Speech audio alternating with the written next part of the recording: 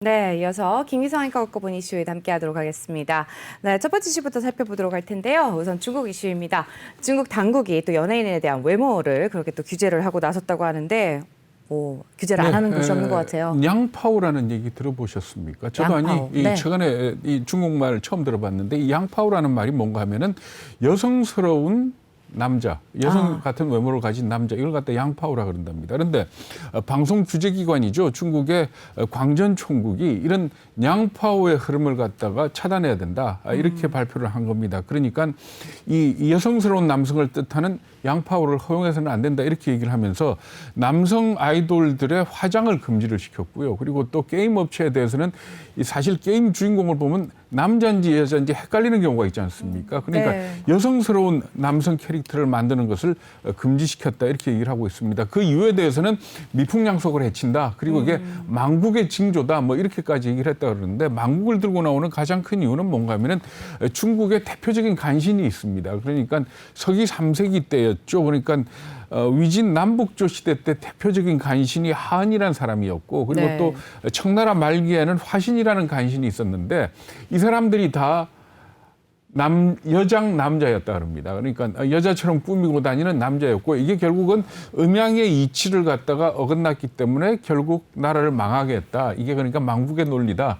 그러니까 사실 참 말이 안 됩니다만 어쨌든 간에 이 음양 오행 이론을 갖다가 들먹이면서 남자가 여성스럽게 치장하는 걸 갖다가 금지시킨 그런 내용입니다. 네, 뭐 이렇게 전방 규제에 나서는 이유가 분명히 있겠죠. 그렇죠. 뭐 여러 가지 해석들이 나오고 있습니다. 그러니까 연예인들에 대해서 과장 광고에도 금지하지 마라 이렇게 얘기를 했는데 과장 광고에 참여한 것이 드러나게 되면 연대 책임을 묻겠다 이렇게 얘기를 했습니다. 그래가지고 광고 소득에 2배를 물리거나 아니면 3년간 출연을 금지시키겠다 이렇게까지 얘기를 했거든요. 그러면 연예인들에 대해서 왜 이렇게 규제를 가하느냐 이 부분에 대해서 지금 외신들이 여러 가지 해석을 내놓고 있는데 그중 하나 특이하게 나오는 게 아무래도 연예인들 내지는 연예 산업을 통해 가지고 외화가 유출되는 걸 막으려는 거 아니냐 하는 그런 지적도 나오고 있습니다. 뭐 100% 신빙성이 있는 얘기는 아닙니다만은 중국의 외환 보유고를 볼 것 같으면 한때 4조 달러를 넘어섰다가 2016년에 위안화가 좀 위험해지면서 1조 달러 이상 줄어들어서 2조 달러대까지 내려갔었거든요. 그러다가 최근에 지금 3조 2천억 달러대로 상당히 많이 늘어났습니다. 7월 발표에 따르면은. 그런데 어쨌든 간에 지금 중국이 이 외화 유출에 대해서 굉장히 타이트하게 규제를 하고 있는데 연예인들을 통한 어떤 외화 유출, 자본 유출 이런 부분을 갖다가 신경을 쓰는 게 아니냐 하는 그런 지적이 있고요. 그리고 또 하나는 역시 시진핑의 3년임과 관련이 됐다라는 그런 지적이 나오고 있습니다. 그러니까 우리가 생각하기는 시진핑 주석 3년이면 확정된 거 아니냐? 뭐 이렇게들 생각을 하고 있지 않습니까? 그리고 네. 그게 물론 최종 결정이 나는 거는 내년 10월에 있을 그 20차 공산당 당 대회입니다. 그런데 대부분의 외신들이나 뭐 중화권 언론들도 시진핑의 3년이면 큰 차질이 없을 걸로 이렇게 보고 있는데 그게 아닌 것 같다라는 분석도 나오고 있습니다. 그러니까 사우스 차이나 모닝포스트가 보도한 내용인데 얼마 전에 시진핑 주석이 사법기관 전원에 대해서 정풍운동을 벌였거든요. 네. 이게 바로 본인은 정작 3년임에 대해서 자신하지 못하고 있는 것 아니냐.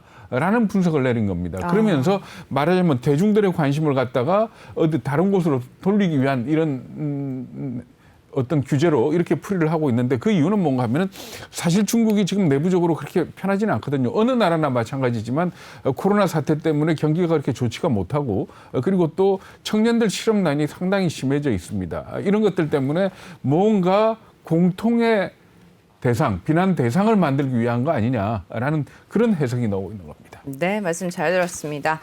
중국에 이어서 또 중국과 통화를 했던 미국에 대한 소식도 전해드리겠습니다. 미국이 또 중국에 무역 보복에 나설 것이다. 이런 소식이 또 전해지고 있죠. 네, 그렇습니다. 이게 파이낸셜 타임스 그리고 월스트리트 저널 외신들이 전부 다 보도를 한 내용인데 내용이 뭔가 하면은 지금 중국에 대해서 산업보조금에 대한 조사에 착수할 가능성이 있다. 이게 무역법 301조거든요. 그러니까 이게 슈퍼 301조라 그래가지고 상당히 무시무시한 그러니까 미국이 휘둘러는 정말 이 어이없는 칼 중에 하나 아닙니까? 그런데 이 슈퍼 301조를 동원을 해가지고 중국이 자국 기업들한테 산업 보조금 주는 거를 조사하겠다, 조사에 착수할 가능성이 있다 이렇게 보도를 한 겁니다. 그러면서 백악관은 중국의 산업보조금 문제를 갖다가 정식으로 제기를 할 것이다 이렇게 얘기를 하고 있는데 이렇게 국내적으로 무역법 301조를 활용할 뿐만이 아니고 유럽연합이라든지 아시아의 동맹들하고 힘을 합쳐서 WTO에서 이 중국의 산업보조금을 갖다 문제를 삼겠다라는 그런 보도도 지금 나오고 있는 그런 상황입니다. 네.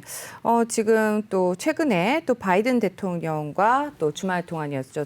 시진핑 주석이 전화 통화도 했잖아요. 네네. 그랬는데 분위기가 좀 바뀔 거라고 생각을 예상을 했었는데 그게 또 아니라면서요. 그렇죠. 그러니까 이 기사 자체가 주목을 받는 이유는 바로 거기에 있습니다. 그러니까 시진핑 주석하고 바이든 대통령이 바이든 대통령 취임 초기에 인사차 전화 통화 한번 하고 언젠가 대면 회담을 갖지 않겠느냐 이렇게 기대를 했습니다만 그동안 전화 통화조차 없다가 지난주에 통화를 했었거든요. 그래서 네. 이걸 계기로 미중 간의 갈등이 조금 수그러드는 거 아니냐 이렇게 예상을 했는데 산업보조금을 문제로 삼아서 또 한 번 무역 전쟁이 일어날 가능성이 있다는 부분에 대해서 긴장을 하고 있다 이렇게 보시면 될 것 같습니다. 그런데 이 부분에 대해서 언론들이 분석을 하고 있는 내용을 보면 그렇다면 미국이 왜 지금 이 상황에서 산업보조금을 문제로 또다시 무역 분쟁을 일으키려 하느냐 이 부분은 사실 그 트럼프 대통령하고 중국이 합의했던 내용이 있습니다. 그러니까 2020년, 2021년에 미국산 제품을 2천억 달러어치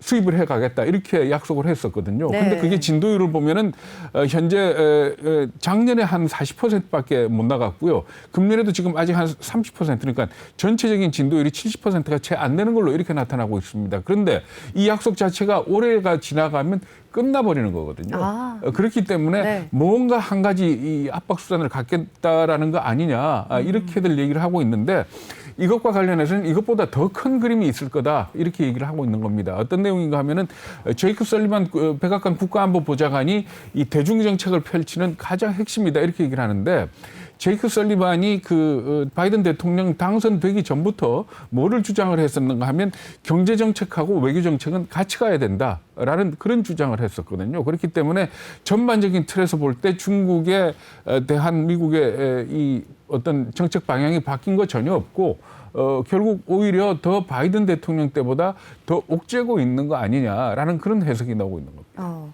뭐 중국이 쉽게 받아들일까요? 뭐 산업부조금, 뭐 경제정책의 주요 수단이잖아요. 네, 그렇죠. 그러니까 중국이 이때까지 발전해 온 그 궤적을 보면은 결국 산업보조금을 가지고 발전을 했다 이렇게 보시면 되는 겁니다. 그러니까 경공업 제품을 수출을 해서 벌어들인 돈을 가지고 철광, 태양광, 자동차 이렇게 발전을 시켜 나갔거든요. 그리고 앞으로도 이런 식으로 중국은 정책을 짜놓고 있는 그런 상황입니다. 그래서 지금 현재 대표적으로 중국이 목표로 삼는 거는 뭔가 하면은 반도체라든지 AI, 인공지능이라든지 이런 부분이거든요. 그래가지고 지금 현재 공식적으로 밝힌 것만 해도 앞으로 5년 동안에 중소기업 1000군데에다가 최소 15억 달러를 지원하겠다.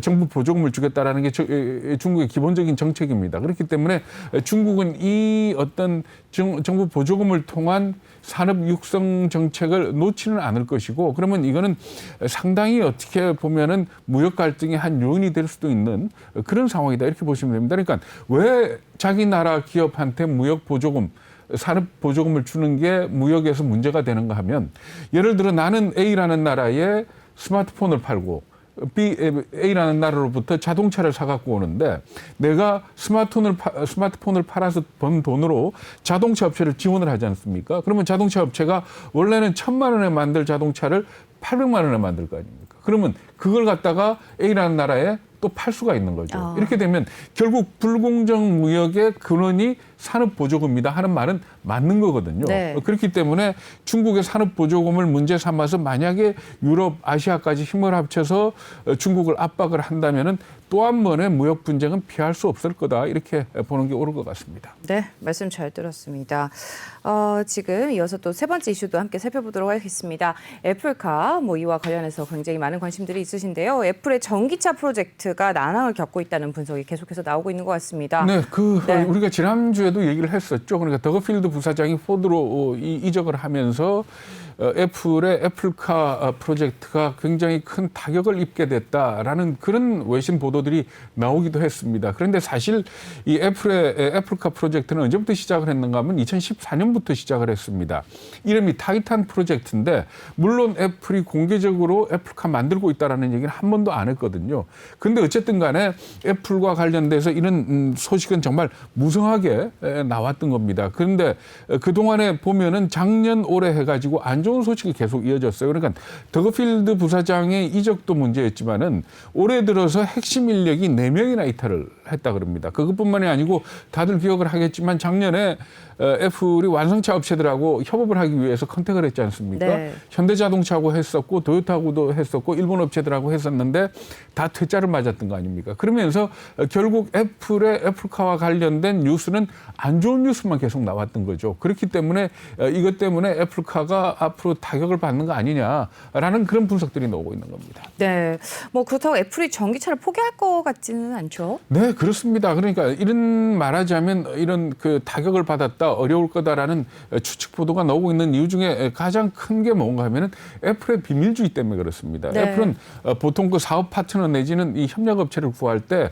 꼭 비밀 유지 조항을 집어넣습니다. 그래서 비밀을 갖다 누설했을 경우에는 수억 달러의 배상금까지 책정을 할 만큼 이 비밀 유지에 굉장히 신경을 쓰는 기업이거든요. 그렇기 때문에 지금 현재 어디선가 진행이 되고 있다 하더라도 사실 그 내용을 알기가 쉽지 않다 이렇게 보시면 됩니다. 그런데 팀 쿡 그 애플 CEO가 지난 4월에 CNBC에 나와서 밝혔던 내용이 있습니다. 그때 뭐라고 얘기를 했는가 하면은 자율 주행차는 로봇이고 네. 로봇과 관련해서 애플이 할 일이 많다라는 그런 식을 얘기를 했습니다. 그렇기 때문에 결국은 애플이 자율주행차에 개입을 하게 될 거고 자율주행차의 전 단계로 전기차에 진출하지 않겠느냐 이렇게 예상을 하고 있는 겁니다. 미국의 투자 회사 중에 하나인 얼라이언스 번스타인이라는 회사가 분석을 한 걸 보면은 아마 2025년 전에 애플이 애플카로 진출을 하게 될 거고 그렇게 된다면 2030년까지 한 150만 대 정도 애플카를 판매하게 될 거다 이렇게까지 예상을 하고 있습니다. 네, 뭐 애플이 전기차를 출시를 하게 된다 이렇게 될 경우 우리 기업 가운데 뭐 수혜를 입을 종목들이 있다면서요? 네, 그렇습니다. 현재 그 애플의 스마트폰 관련해 가지고 우리나라 업체들이 13개가 애플의 협력사로 지금 현재 등록이 되어 있습니다. 삼성이 3개, LG가 네. 3개고 나머지는 뭐 서울반도체라든가 하는 중소기업들도 있긴 합니다만은 이들 업체들이 주로 스마트폰 부품과 연결이 돼 있거든요. 그렇기 때문에 사실 전기차나 자율주행차로 가게 된다면은 이 스마트폰 부품과 관련이 있는 이런 제품들은 계속해서 아마 수입을 하게 될 거고 그리고 또 한 가지 아무리 애플이 전기차를 만들고 전기차가 전자제품화 한다 하더라도 자동차에서 가장 중요한 부품 중에 하나가 조향장치 그러니까 핸들과 관련된 거 그리고 또 브레이크 제동장치거든요. 그러니까 이 부분만큼은 기존의 완성차 업체의 부품을 조달하던 업체들한테서 받아오지 않겠냐. 이렇게 본다면은 우리나라 조향장치 업체나 제동장치를 만드는 부품 업체 중에서 애플과 관련이 있을 만한 업체를 찾아보면 상당히 재밌지 않을까. 그러니까 사실 테슬라의 제동장치도 우리나라 업체가 제공을 하고 있습니다. 그런데 이것조차도 사실 비밀주의 때문에 어느 회사다라고 얘기를 못 하고 있거든요. 네. 마찬가지로 애플이 전기차를 만들게 된다면은 제동장치나 조향장치 부분은 우리나라 기업들이 아마 참여할 가능성이 큰 걸로 이렇게들 예상을 하고 있습니다.